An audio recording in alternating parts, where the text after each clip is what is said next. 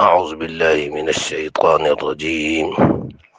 بسم الله الرحمن الرحيم.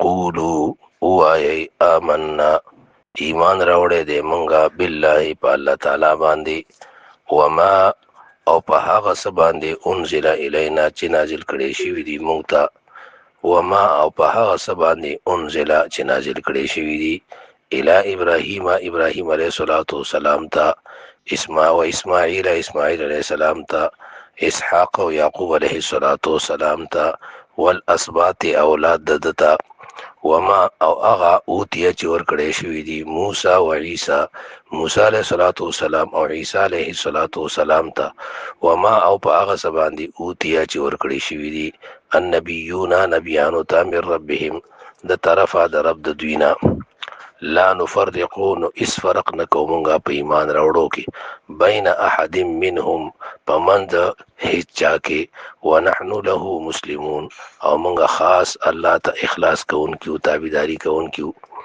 نو په دې آیت کې هغه ته دا څلورمه زورونه ده چې دوی به دا اعتراض کوي چې تاسو پیغمبران نه منئ، مثلا عیسی علیه السلام نه منئ، فلانه نه منئ. نو د هغې جواب وشو چې مونږه خو خپل عقیده دا ښکاره کوو او الله دا حکم وکړو چې عقیده ښکاره کوي چې مونږ پیغمبران بنو او په هغو باندې ایمان راوړو او د ایمان په باره کې د هغو په منځ کې هېڅ فرق نه کوو. ها البته دا غومره ده چې مونږ پیغمبرانو ته خدایان نه یو، د هغو بندګي نه کوو، بندګي د الله کوو. لکه څنګه چې تاسو د عیسی علیه السلام کوئ، یهودیان چې کوم دی هغه د عزیر علیه السلام عبادت کوي، نو مونږ داسې نه کوو. د دې وجې نه هغو ته دا جواب وکړی شو.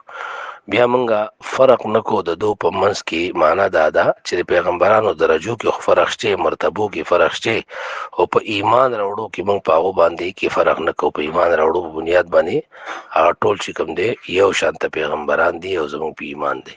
الله دې مونږ او تاسو ته د عمل توفیق راکړي. واخر دعوانا الحمدلله رب العالمین.